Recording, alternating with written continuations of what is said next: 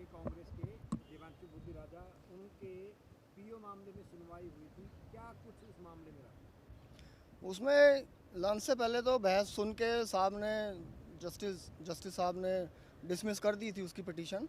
लेकिन लंच के बाद उनके वकील साहब ने रिक्वेस्ट की जी मैं सरेंडर करने को तैयार हूँ, तो और मेरी पिटीशन मेरिट पे सुनी जाए सात, तो इसलिए जज साहब ने 7 तारीख लगा दी उसकी पिटीशन में। क्या मामला था सर, ये पूरा किस चीज़ को लेकर? असल में उसमें क्या था, वो 30/7/2022 को उनके नॉन बेलेबल वारंट हो गए थे क्योंकि वो कोर्ट में पेश नहीं हो रहे थे।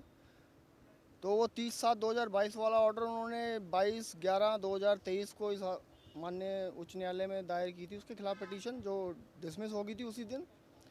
कोर्ट ने उनको कहा कि आप सरेंडर कीजिए, वो उन्होंने सरेंडर नहीं किया। उसके बाद उन्होंने 7/10/2023 को उनकी पीओ प्रोसीडिंग चालू हो गई थी।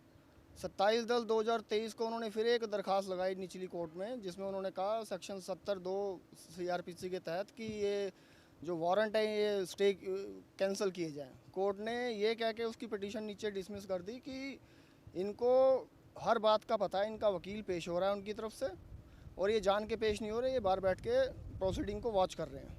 और ये पहले भी एक बार पीओ हो चुके हैं जिसमें इन्होंने बाद में पेश होकर अपनी जमानत करा ली थी। तो इन्होंने वो ऑर्डर और 30/7/2022 वाला ऑर्डर दोबारा इस माननीय उच्च न्यायालय में चैलेंज किया, जो 10/1/2024 को कोर्ट से फिर डिसमिस हो गया। तो उसके बाद 3/1/2024 को उनके खिलाफ पीओ प्रोसीडिंग के तहत 174A का पर्चा दर्ज हो गया था, जिसकी आज उन्होंने क्वेश्चनिंग लगाई थी। तो अब क्या 7 अप्रैल को क्या कुछ रहेगा? 7 मई को उन्होंने मेरिट पे बहस करेंगे। उन्होंने कहा हम सरेंडर करेंगे, अगर 7 तक नहीं सरेंडर करते हैं तो जो उनकी अंडरटेकिंग है वो गलत हो जाएगी।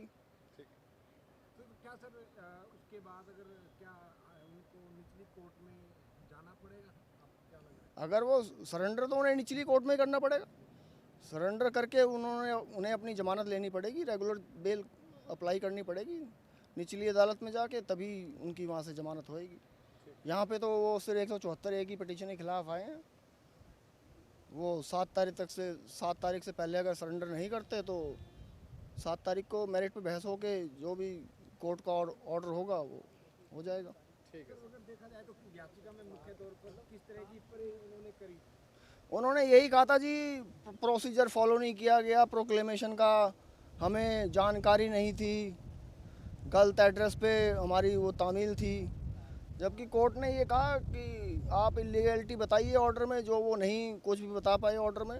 कोर्ट का ये मानना था कि ऑर्डर बिल्कुल सही है, जिसमें कोई इलीगलिटी नहीं है, और इनको हर मुद्दे की जानकारी थी, वो जान के पेश नहीं हो रहे थे।